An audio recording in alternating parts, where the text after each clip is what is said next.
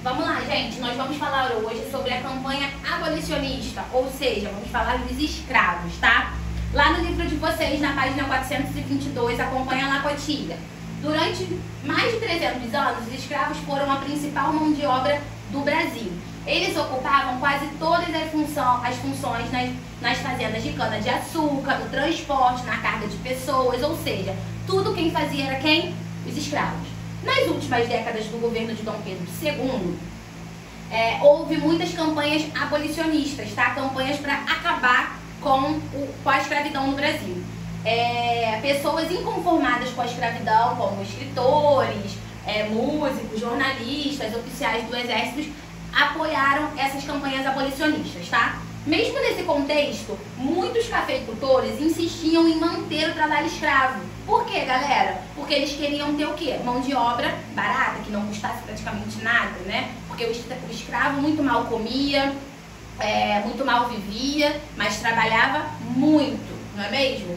Mesmo em situação precária, os escravos lutavam para mudar a violenta condição na qual viviam. Como forma de resistência, destruíam os meios de produção e as propriedades dos senhores, boicotavam o trabalho, fugiam sempre que possível e compravam a própria liberdade.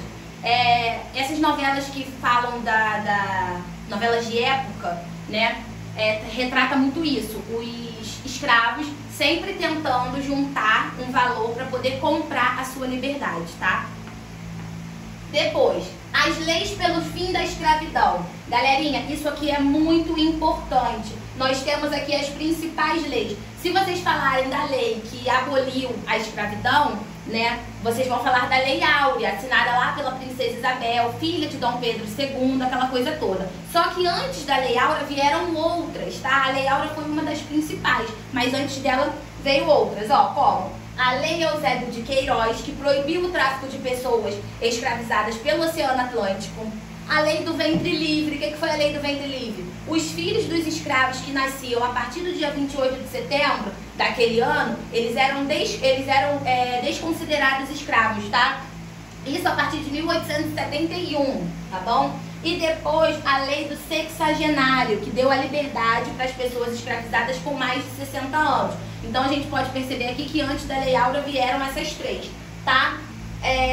Vamos lá. Na realidade, mesmo com a promulgação dessas leis, pouca coisa mudou, infelizmente, né, gente? Se analisarmos a Lei do Ventre Livre, por exemplo, veremos que a criança ficava com a mãe até os 8 anos. Assim, o proprietário da mãe exigiu o pagamento de uma indenização para cobrir os gastos, tá, com a criança durante aqueles 8 anos. Na maioria das vezes, a indenização era paga com o trabalho dessa criança até que ela completasse 21. Ou seja, gente, é uma triste realidade, mas as leis não modificaram tanto assim a vida dos escravos. A única lei que conseguiu modificar de fato e de verdade foi quem? A Lei Áurea, que a partir dela não houve mais escravidão de negros no Brasil, tá, gente? Aqui vem falando mais sobre a Lei Áurea, quando ela foi assinada, como é que ela cresceu, tá? Quem assinou, que foi a princesa Isabel, no dia 13 de maio de 1888, né? A princesa Isabel foi lá e assinou a Lei Áurea, decretando o fim da escravidão no nosso país, tá bom? Após a libertação, entretanto, os ex-escravos não foram considerados participantes da sociedade, né? Pessoas assalariadas, ou seja, eles acabaram, a maioria, vivendo nas ruas, tiveram que subir, foi aí que começou as comunidades a crescerem, porque eles subiam o morro, literalmente, faziam lá os seus barraquinhos para poderem tentar viver, né, de alguma forma, porque eles não tinham trabalho, não tinham renda, né?